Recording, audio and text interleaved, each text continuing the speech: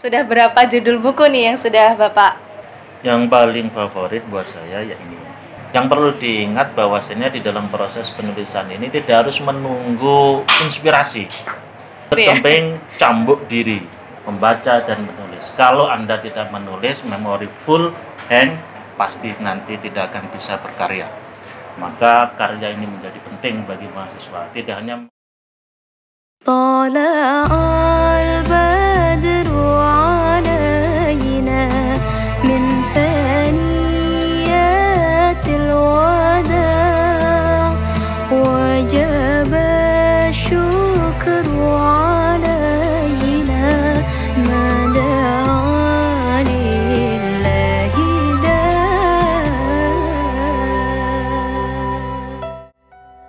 Assalamualaikum warahmatullahi wabarakatuh.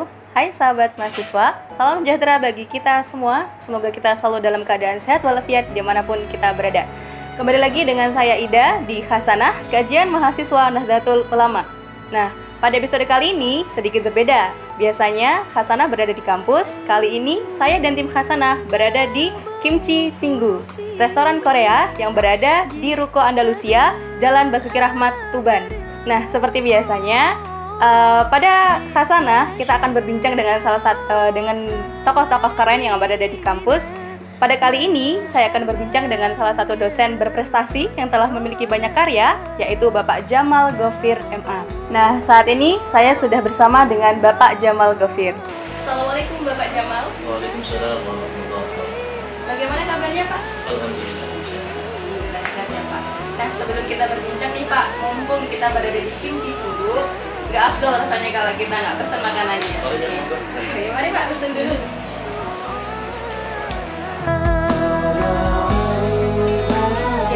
Saya pesan spicy ramen 1 sama tteokbokki 1. Bapak Jamal pesan apa?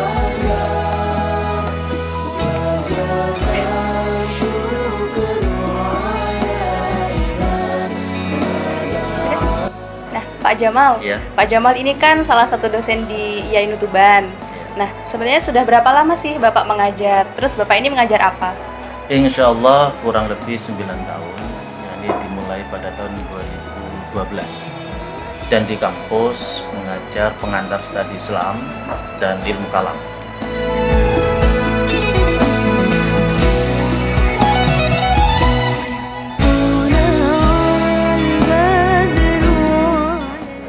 Selain itu Pak, kegiatan Bapak selain mengajar apa? Kegiatan selain mengajar itu ya di organisasi NU. Ya, ketepatan saya di pengurus cabang Nahdlatul Ulama Kabupaten Tuban. Begitu juga saya di pengurus Yayasan Mabarot Sunan Bonang dan FKUB, Forum Kerukunan Antarumat Beragama Kabupaten Tuban. Bapak ini kan sudah banyak ya terjun di dunia aktivitas sebagai aktivis NU. Ya. Nah, awal mulanya seperti apa Pak Bapak mengawali ini? Kalau terkait dengan ke-NU-an, saya berangkat dari ranting, yakni di anaknya NU atau yang kita sebut dengan Banom NU, yakni di IPNU, Ikatan Pelajar Nahdlatul Ulama. Dulu pernah menjadi ketua ranting IPNU IPPNU di desa saya, kemudian pimpinan cabang di Widang, kemudian pengurus cabang, pengurus Jawa Timur, sampai ke pengurus wilayah, pengurus pusat yang ada di Jakarta. Ya. Ya. Selain itu Pak, di luar aktivitas NU, mungkin ada yang lain atau hanya itu? Iya, aktivitas yang lain ya ini di Yayasan Mabarot Sunan Bonang, ketepatan saya juga menjadi wakil sekretaris, yakni di Sunan Bonang. Kemudian di FKUB, Forum Kerukunan Antarumat Beragama yang ada di Kabupaten Tuban, dan mendampingi yakni Gema Utama, generasi muda lintas umat beragama. Ya. Itu kan tadi terkait organisasi begitu Pak ya. Nah, Bapak ini kan memiliki banyak judul buku nih, sudah ada beberapa di perpustakaan saya pernah baca. Nah, Ya. Sudah berapa judul buku nih yang sudah Bapak tulis? Kalau buku nggak banyak sih, baru 2. Motivasi menulisnya itu ya dulu pada waktu kuliah. Jadi pembuatan buku itu ketika masih kuliah, dan saya terinspirasi ketika berada di Pondok Pesantren Bahrul Ulum, Tambak Beras Jombang. Di situ saya membaca di perpustakaan, ternyata banyak penerbit-penerbit dan pengarang dari Jogja. Sehingga setelah dari situ saya memutuskan untuk kuliah di Jogja, dan saya harus bisa menjadi seorang penulis. Tapi ternyata di tengah perjalanan ketika kuliah malah menjadi penjual buku. Jadi dari penjual buku itu alhamdulillah malah jaringan-jaringan penerbitan banyak yang menerbitkan. Teman-teman saya juga banyak di penerbitan, sehingga apapun yang terjadi saya harus menulis buku. Jadi sebelum menulis menjual buku dulu. Iya. Berarti sudah banyak baca buku dulu gitu ya Pak ya. Insya Allah.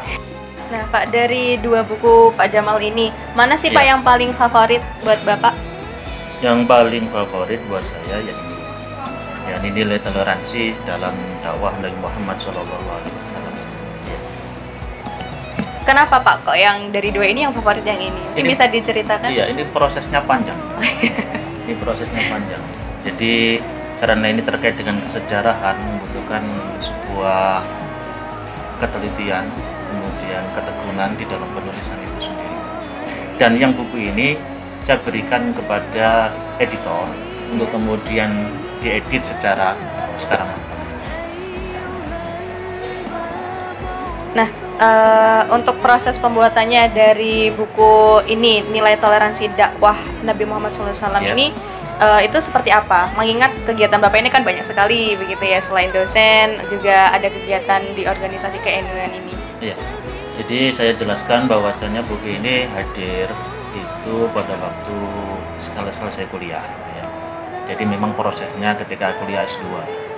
Ketika S2 di UGM kita proses itu. Prosesnya itu panjang, apalagi sebagai mahasiswa, gitu ya. Nggak bisa kemudian langsung dalam satu duduk bisa nulis bukunya. Gitu. Saya menulisnya mulai dari jam 1 malam sampai subuh. Itu memang. Dini hari ya Pak ya? Iya. Karena waktu-waktu itu yang dapat saya lakukan. Karena kalau pagi hari sampai malam itu biasanya keluar ke sana kemari, apalagi mahasiswa biasanya kan ngopi-ngopi di kafe, di warung dan lain sebagainya. Berarti masih aktif dengan teman-teman tapi juga punya Iya. kegiatan untuk menulis begini. Memang saya batasi ketika saya harus berkumpul dengan teman-teman, saya batasi jam segini harus kembali ke kos dan kemudian jam segini saya harus memulainya. Yang perlu diingat bahwasanya di dalam proses penulisan ini tidak harus menunggu inspirasi. Kebanyakan dari mahasiswa kan menunggu inspirasi dan lain sebagainya. Kalau inspirasinya nggak muncul-muncul, kapan nulisnya? Nah ini yang kemudian penting harus dipahami. Kalau inspirasi itu muncul, mau nulis, buka laptop atau komputer, buka saja, nggak nulis-nulis, itu sudah 1 jam, 2 jam, 4 jam habis waktunya. Mau nulis, mata sudah ngantuk. Nah ini yang kemudian harus kita pahami bersama. Jadi kalau mau nulis, ya nulis saja. Nggak usah harus nunggu inspirasi muncul dan lain sebagainya, kelamaan. Manajemen waktu, niat, mulai nulis, niat selesaikan yang begitu ya. terpenting cambuk diri. Nah, diri Anda harus dicambuk. Kemudian memang kalau diri kita itu terlalu terlena dengan kegiatan yang ada, kita nggak akan bisa untuk melakukan konsen dalam penulisan itu sendiri. Harus manajemen waktu juga ya Pak ya. Betul. Pak, untuk buku ini sendiri bercerita Iya. tentang apa? Isinya tentang apa Pak ini? Isi dari buku ini adalah terkait dengan strategi dakwah Rasulullah, gitu ya. Bagaimana Rasulullah ketika hijrah ke kota Yastrib, Madinah Al-Munawwarah itu membawa suatu misi yang mulia. Karena di Yastrib itu sendiri kan multi. Dan ini ada berbagai macam agama, bagaimana Islam ini masuk. Maka di situ ada yang namanya konstitusi piagam Madinah. Di situ dikembangkan dalam konsep tasamuh, saling menghormati antara satu dengan yang lain. Jadi buku toleransi dalam dakwah Nabi Muhammad ini lebih menjelaskan bagaimana kita saling menghormati, baik antar sama agama, perbedaan agama dan lain sebagainya. Karena terkait dengan keyakinan itu sendiri berada di hati masing-masing. Yang penting kita saling menghormati. Intinya lebih ke toleransinya ya Pak Iya. ya. Nah, untuk pesan Bapak nih kepada para pemuda terutama. Yang terpenting ini bagi para pemuda, bagi para mahasiswa khususnya, kita memahami bahwasannya wahyu yang pertama kali muncul itu adalah membaca Iqra bismi rabbikal ladzi khalaq. Maka di sini menjadi penting bagi kita bagaimana menjadi pemuda yang memiliki pengetahuan yang luas. Untuk memiliki pengetahuan yang luas ini dengan membaca. Nah ini, dengan membaca itulah kemudian karena memori manusia ini adalah terbatas, maka butuh yang namanya pena untuk menulis.